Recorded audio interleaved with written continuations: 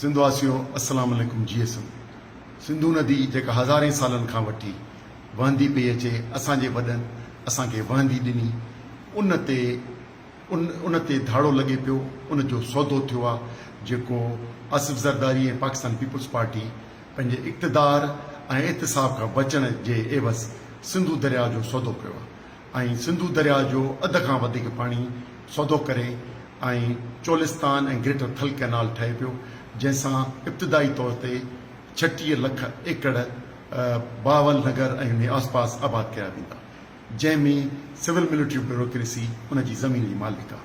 हाणे इहा कंपनी सरकार इहो सिंध सां ज़ुल्म करे रही आहे। इन जे ख़िलाफ़ को बि सिंध जो बाअसर MPA MNA ऐं सेनेटर माठ करे वेठा आहिनि, सिर्फ़ु इक़्तिदार जे बुख में को बि क़दम खणण लाइ तयारु न आहिनि। अचो त गॾिजी पंहिंजी सिंधु नदीअ जे ख़िलाफ़ थियल इन फ़ैसिले खे रोकियूं ऐं हुनजो हिकिड़ो ई वाहिद हल आहे, सिंध जो अवाम निकिरी अचे पंहिंजे राय जो इज़हार।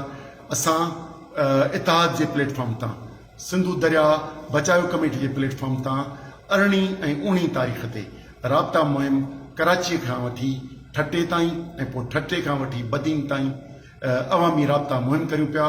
उन में जलसा कया वेंदा ऐं वॾी रैली निकिरंदी। तव्हां बि सभु उहे माण्हू जेके क़ौमी गैरत रखनि था ऐं ज़मीर जो आवाज़ इहो सम्झनि था त सिंधु दरिया बचणु घुरिजे, अचो असांजो साथ ॾियो, अची इन में शरीक थियो, जीअं ताक़तवर नमूने सां सिंध जे दरिया खे बचायूं, पाकिस्तान जे हुकुमराननि खे ऐं सॼी दुनिया खे ॿुधायूं त असांजी हज़ारे साल खां वहंदड़ सदीअ जो असांजा देसी दलाल ऐं मुल्क जा हुकुमरान ज़ोरीअ फुरीन पिया। उन करे अचो त सिंध बचायूं, अचो असां सां गॾु साथ ॾियो।